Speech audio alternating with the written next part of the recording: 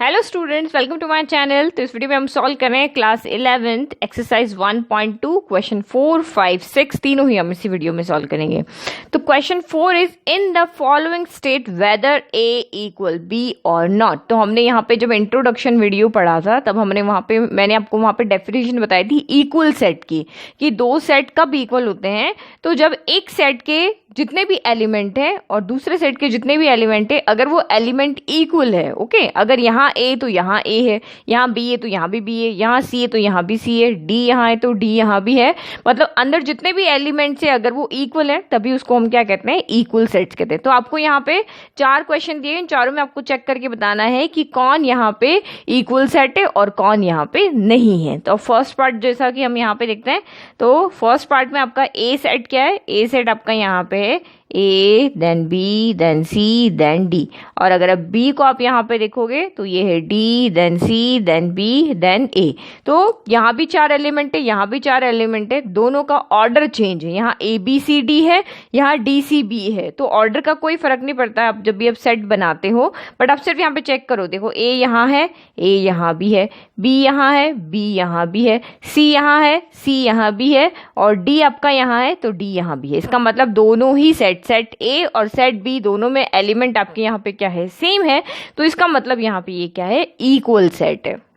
तो आंसर आपको इस तरह से लिखना है, here element of set A के element A B C D है, एलिमेंट ऑफ सेट बी के भी ए बी सी डी है। तो each element of A is the same as each element of B, यानी ए और B के element सारे सेम है, इसीलिए यहाँ पे set A equal to set B है।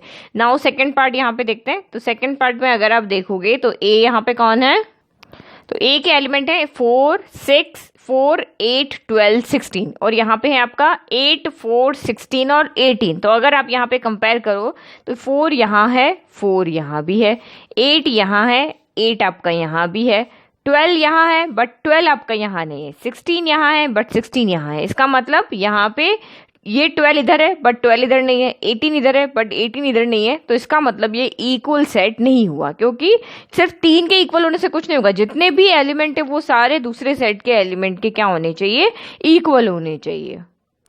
तो सेम हमने जैसे पहले आंसर लिखा, आंसर आपको इसी तरीके से लिखना है विथ रीजन के साथ में।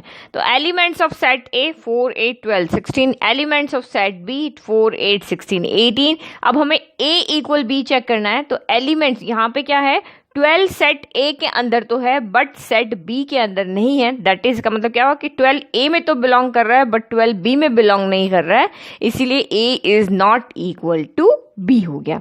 नाउ थर्ड पार्ट यहाँ पे देखते हैं। तो थर्ड पार्ट आपका यहाँ पे हो गया सेट ए इज, तो सेट ए आपका यहाँ पे है 2, 4, 6, 8 एंड 10। नाउ सेट बी के एलिमेंट्स क्या है, तो सेट बी है x such that x is positive even integer and less than equal to 10। तो इंटीजर क्या होता है, सबसे पहले इंटीजर हमारे होते हैं जो लेफ्ट में भी इन्फिनिटी तक जाते हैं, -2, -1, 0, 1, 2, और राइट में भी इन्फिनिटी तक जाते हैं। तो इंटीजर किससे बनता है, आपका यहाँ पे नेगेटिव इंटीजर होते हैं, ये 1 से लेके माइनस में इन्फिनिटी तक जाता है, यानी कि ये इन्फिनिटी तक जा रहे हैं तो ये नेगेटिव इंटीजर है। 1 से लेके पॉजिटिव इन्फिनिटी तक जा रहे हैं, ये पॉजिटिव इंटीजर है, और ये 0 होता है। तो 3 तरह के नंबर से आपके यहाँ पे मिलते हैं। तो 0 होना चाहिए, पॉजिटिव इंटीजर, नेगेटिव इंटीजर। अब आपको यहाँ कहा x एक पॉजिटिव इवन इंटीजर है, तो अब इसमें भी ऑड इंटीजर भी होते हैं, नेगेटिव भी होते हैं। तो इवन इंटीजर आपके यहाँ पे क्या हो जाएंगे, 2। सिर्फ पॉजिटिव ले रहे हैं तो हम पॉजिटिव लिख रहे हैं, तो पॉजिटिव में आपका 1 तो इंटीजर इवन इंटीजर नहीं होता, ये ऑड इंटीजर है। तो 2, 4, 6, 8, 10 अप टू सो ऑन, तो ये भी हमारे इन्फिनिटी तक जाएंगे। बट हमारा जो यहाँ पे क्राइटेरिया दिया हुआ है, आपके इवन इंटीजर होने चाहिए बट 10 के इक्वल और 10 के लेस होना चाहिए, या तो 10 के इक्वल हो या 10 से लेस हो। तो यहाँ से देखो, हम यहाँ से और कितने नंबर, यानी कि इस पॉजिटिव इवन इंटीजर में से हम कितने नंबर ले सकते हैं, 2 हमारा 10 से छोटा है, 4 10 से छोटा है, 6 10 से छोटा है, 8 10 से छोटा है, और 10 10 के इक्वल है। हम इक्वल तक ले सकते हैं, 10 से बड़ा नहीं होना चाहिए यहाँ पे। तो ये सेट हमारा हो गया। यानी कि सेट बी में कौन कौन से एलिमेंट हो गए 2 4 6 8 10 और यहाँ पे भी कौन है 2 4 6 8 10। तो सेम आप यहाँ पे लिखोगे elements of set A elements of set B, दोनों के एलिमेंट्स इक्वल हैं, इसीलिए ये भी यहाँ पे क्या हो जाएगा एक इक्वल सेट हो जाएगा। तो बी के एलिमेंट हमारे आ रहे हैं 2 4 6 8 10 आ रहे हैं जब हमने इसको सॉल्व किया, क्योंकि हमारे पास यहाँ पे कंडीशन थी कि पॉजिटिव इवन इंटीजर चाहिए बट लेस देन इक्वल क्या होने चाहिए 10 होने चाहिए। ओके, नाउ यहाँ पे सॉल्यूशन लिखते हैं कंप्लीट। ओके तो सेम हमने वैसे ही आंसर लिखा, एलिमेंट लिख लिए ए सेट के, एलिमेंट लिख लिए बी सेट के, और यहाँ पे क्योंकि सारे एलिमेंट इक्वल हैं इसीलिए यहाँ पे क्या हो गया सेट ए इक्वल टू है सेट बी। नाउ अब यहाँ पे फोर्थ पार्ट देखो इसका, तो x equal to x is such that x is a multiple of 10। x यहाँ पे क्या है 10 का मल्टीपल है, 10 का मल्टीपल है, यानी कि आप यहाँ पे क्या करो नेचुरल नंबर जो होते हैं ना 1 2 3 4 उसको 10 से मल्टीप्लाई कर दो 10 20 30 इस तरह से। और b आपका यहाँ पे क्या है, b है आपका 10 15 20 25 30, तो ये इस तरह से आपका जा रहा है। तो पहले हम इसको सॉल्व करते हैं फिर देखते हैं कि क्या दोनों के एलिमेंट इक्वल है या नहीं है। तो फर्स्ट हमने सेट ए लिख लिया, सेट आपका यहाँ पे क्या है x is a multiple of 10, तो मल्टीपल ऑफ 10 यानी 10 का टेबल भी लिख सकते हो। तो ये आपका ए सेट के अंदर कौन कौन आ जाएगा 10 आएगा, देन 20, देन 30। नहीं समझ में आ रहा है तो आप यहाँ पे देखो 1 2 3 नेचुरल नंबर है ना, 5 का मल्टीपल है तो 5 से मल्टीप्लाई कर दो, 2 का मल्टीपल अगर चाहिए तो 2 से मल्टीप्लाई कर दो। तो ये इसी तरह से आप सो ऑन करके, तो 10 into 1 10, 10 into 2 20, 10 into 3 30, 10 into 4 40, 10 into 5 50। तो ये इस तरह से आपके यहाँ पे क्या हो गए। और हमें यहाँ पे एंड नंबर नहीं दिया हुआ, कोई लिमिट नहीं दी हुई कि कहाँ तक आपको लिखना है, कि आपको 100 तक लिखना है या आपको 200 तक लिखना है या 1000 तक लिखना है, वो हमें नहीं दिया हुआ है। तो ये आपका यहाँ कहाँ तक जाएगा इन्फिनिटी तक। ओके ये हमने इसको क्लोज कर दिया। नाउ सेट बी में आपको तो यहाँ पे डायरेक्ट नंबर दिए हुए थे, बी आपका था यहाँ पे 10 देन 15 देन 20 देन 25 30 एंड ये भी कहाँ तक है आपका सो ऑन इन्फिनिटी तक है। ओके अब आप यहाँ पे देखो एलिमेंट्स अगर आप इनके देखोगे 10 यहाँ भी है 10 यहाँ भी है, यहाँ 15 है बट यहाँ नहीं है, यहाँ 20 है यहाँ है, इन दोनों के बीच में एक नंबर है, फिर इन दोनों के बीच में भी एक नंबर है। तो इस तरह से अल्टरनेट चलता जाएगा। बट हम एक रीजन लिख सकते हैं कि 15 ए के अंदर नहीं है बट 15 बी के अंदर है, इसीलिए ये आपकी इक्वल सेट नहीं है। तो here 15 is in set B but not in set A, that is 15 belong to B but 15 is not belong to A, 15 is not belong to A, तो therefore A is not equal to B। तो इस तरह से आपको question को solve करना है, question का आंसर आपको इस तरह से लिखना है ताकि आपको फुल मार्क्स मिले। नाउ नेक्स्ट देखते हैं क्वेश्चन नंबर 5। तो question number 5 is are the following pair of set equal. अब आपको यहाँ पे बताना है सेम हमारा पहले जैसा ही क्वेश्चन था जहाँ पे आपको A इक्वल टू B बताना था, यहाँ पे भी आपको यही बताना है क्या ये जो दो सेट दिए हुए हैं वो इक्वल है। तो आपको यहाँ देखो ये तो आपको डायरेक्ट रोस्टर फॉर्म में दिया हुआ है, ये सेट बिल्डर फॉर्म में दिया है, तो इसको आपको क्या करना पड़ेगा सॉल्व करना पड़ेगा। तो दो पार्ट है, फर्स्ट पार्ट हम यहाँ पे सॉल्व करते हैं। A equal to set A में सिर्फ दो ही एलिमेंट, एक 2 है, दूसरा आपका सेट यहाँ पे क्या है 3 है। अब B के अंदर यहाँ पे क्या सेट दिया हुआ है, B इक्वल टू आपको यहाँ पे दिया हुआ है x and such that x is solution of x। यहाँ पे क्या है इस सेट के अंदर आएंगे सोल्यूशन, लेकिन किसके x square plus 5x plus 6 equal to 0, यानी कि क्वाड्रेटिक इक्वेशन है। इस क्वाड्रेटिक इक्वेशन का जो भी सोल्यूशन आता है, जो भी इसके जीरोस आते हैं, वही इस सेट के एलिमेंट्स है। तो सबसे पहले हम इसको सॉल्व कर लेते हैं। तो now solve x square plus 5x plus 6 equal to 0। तो आप चाहे मिडिल टर्म स्प्लिट करके सॉल्व कर लो, चाहे आप यहाँ पे क्वाड्रेटिक फॉर्मूला से सॉल्व कर लो। मैं यहाँ पे मिडिल टर्म लेके सॉल्व करती हूँ। तो आप यहाँ पे देखो ये जो कांस्टेंट टर्म है उसका साइन क्या है प्लस है। अगर यहाँ देखो तो a कौन है, एक्स स्क्वायर का कोफिशिएंट है 1, b एक्स का कोफिशिएंट है 5, कांस्टेंट आपका यहाँ पे c, और इसके साथ साइन क्या है प्लस, प्लस करने प्लस है यहाँ पे। तो हमें दो नंबर इस तरह से चाहिए कि जिनका सम करें तो यहाँ पे आपका कौन है b आए, b आई यानी कि 5 है, और उनका प्रोडक्ट करें तो वो कौन है 6 इंटू 1 6 है। तो कोई भी दो नंबर ऐसे लाने तो आपको यहाँ पे 6 के फैक्टर बनाने होते हैं। तो 6 इंटू 1 भी 6 होता है, 3 इंटू 2 भी 6 होता है, और 2 इंटू 3 भी आपका यहाँ 6 होता है। तो देखो मल्टीप्लाई में तो हमारे पास 3 यहाँ पे पेयरिंग बन रही है, लेकिन किन दो नंबर को ऐड करने पर 5 आता है। तो 3 प्लस 2 हमारा 5 होता है, या 2 प्लस 3 हमारा 5 होता है। तो इसका मतलब ये नंबर हो गया, मल्टीप्लाई करने पर तो 6 आ रहा है, ऐड करने पर 5 आ रहा है। तो P आपका यहाँ पे 3 ले लो, Q आपका यहाँ पे 2 ले लो। 3 माइनस 2 इक्वल टू हमारा सॉरी 3 + 2 करना है, प्लस करने पर आना चाहिए। 3 + 2 हमारा यहाँ पे क्या हो रहा है, 5 हो रहा है। नाउ हमने 5 की जगह क्या रख देना है, 3 + 2, तो ये हो गया x² + 3 + 2 देन x + 6 = 0। नाउ उसको सॉल्व करो, x² प्लस प्लस यहाँ भी प्लस है तो प्लस हो जाएगा, 3 × x अंदर चला गया, फिर plus plus plus 2 × x 2x हो गया, फिर +6 = 0। फर्स्ट 2 लास्ट 2 में से कॉमन ले लो, तो ये हमने x बाहर लिया तो यहाँ से कितना बच गया, x + 3 बचा। यहाँ 2x थे तो 1x बच गया, यहाँ x था तो बाहर चला गया, यहाँ 3 बच गया। फिर यहाँ पे 2 हमने 2 के टेबल में 2 आता है, 2 के टेबल में 6 आता है तो हमने बाहर ले लिया, तो यहाँ से तो सिर्फ x बचा, 2 के टेबल में 2 आया 1 टाइम, यहाँ से 2 के टेबल में 6 आया 3 टाइम = 0। ये दोनों ब्रैकेट हमेशा सेम होने चाहिए। फिर दोनों ब्रैकेट आपके सेम है तो इसको हमने बाहर लिख दिया और जो कॉमन टर्म थी उन दोनों को साथ में लिख लिया, x + 2 = 0। हमें यहाँ से आंसर चाहिए, तो when x + 3 = 0 तो दिस इम्प्लाइज x = -3 हो गया, तो एक सोल्यूशन हमें यहाँ से ये मिल गया। और when x + 2 = 0 तो दिस इम्प्लाइज x = प्लस का 2 इधर आके माइनस का 2 हो गया। तो यहाँ से हमें x के 2 वैल्यू मिले हैं, तो b सेट हमारा यहाँ पे क्या हो गया, इसका सोल्यूशन था, तो b सेट हमारा यहाँ पे हो गया -2, -3 हो गया। अब आप यहाँ पे देखो a के एलिमेंट्स क्या है, 2 3 है, और यहाँ b के एलिमेंट्स क्या है, -2 और -3 है। तो इसका मतलब क्या हो गया, ये दोनों ही ना तो -2 इसमें है ना -3 इसमें, तो हम दोनों के लिखने के बजाय किसी एक का लिख लेंगे तो भी बहुत है। तो मैं यहाँ पे लिख देती हूँ क्योंकि -2 b के अंदर है बट -2 a के अंदर नहीं है, इसलिए हमारा ये सेट इक्वल सेट नहीं है।